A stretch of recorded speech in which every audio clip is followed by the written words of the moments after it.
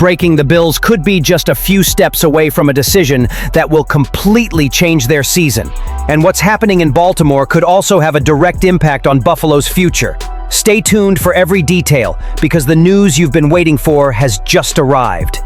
Behind the scenes in the NFL, silence doesn't always mean stability.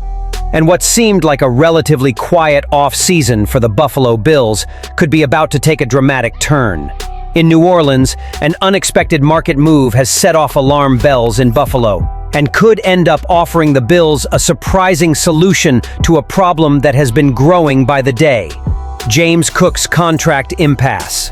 Last Friday, the Saints signed running back Cam Akers to a one-year contract shortly after a tryout period during the team's minicamp.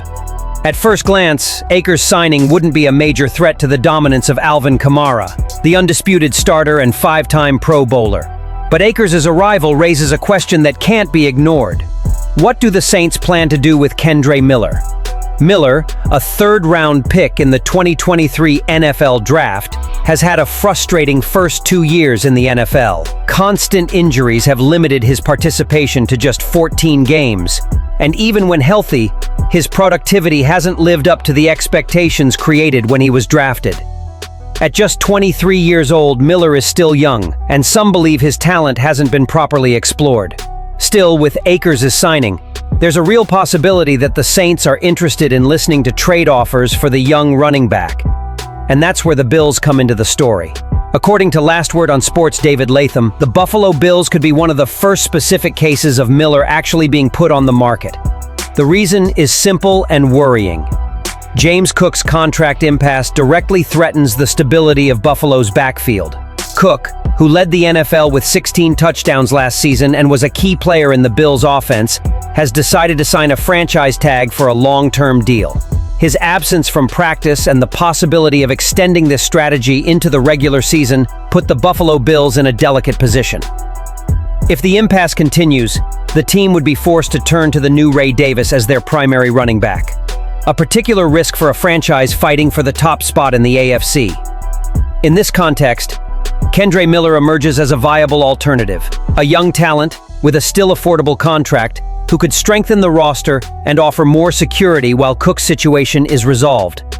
Despite modest averages, 3.8 passes per investment, and 150 passes in receptions in his career, Miller has shown improvement, increasing his success rate from 39% to 48.7% between the first and second years.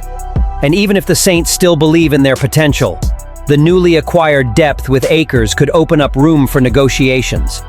But this possible change in Buffalo's backfield is just the first piece of a more complex puzzle that the Bills will need to face in the coming months. Because the team's needs are not limited to the offense, PSA. And it is precisely in the heart of the defense that the next warning sign begins to shine brightly.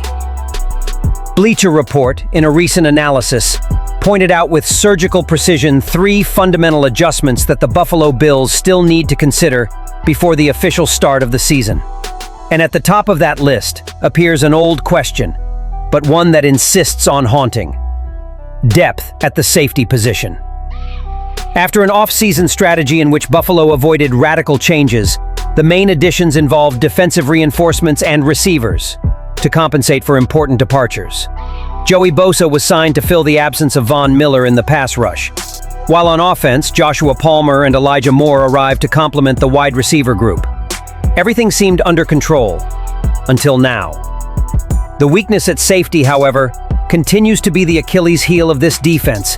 Even with the presence of promising youngsters like Cole Bishop and the new Jordan Hancock, who should compete for the starting spot during training camp, the level of experience and consistency still raises uncertainties.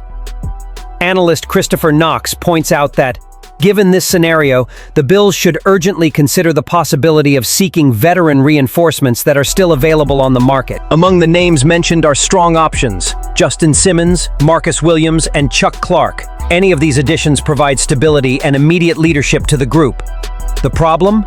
As always, the salary cap. Buffalo's tight finances make aggressive maneuvers difficult.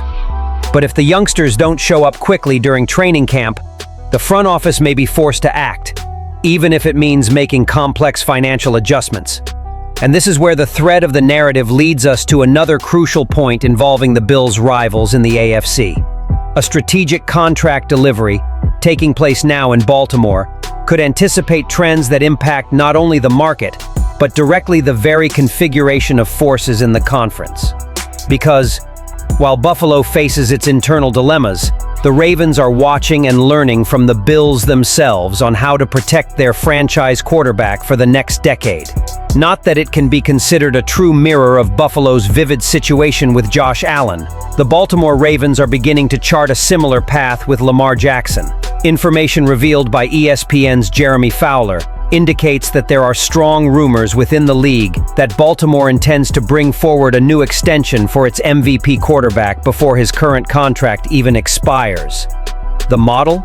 Precisely the contract signed by Josh Allen earlier this offseason. 6 years and an impressive $330 million, correcting his previous extension that still had 4 years remaining. The reasoning behind this strategy is simple but brilliant. Anticipate the explosion of the quarterback market, guarantee the player for fixed amounts before the figures explode even further, and, at the same time, free up financial space to assemble the rest of the roster.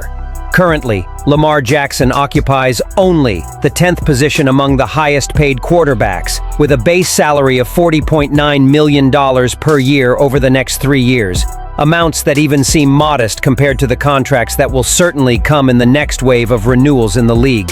An early extension would provide Jackson with immediate cash and, for the Ravens, create cap space for 2025, allowing flexibility in summer signings and in-season emergency maneuvers.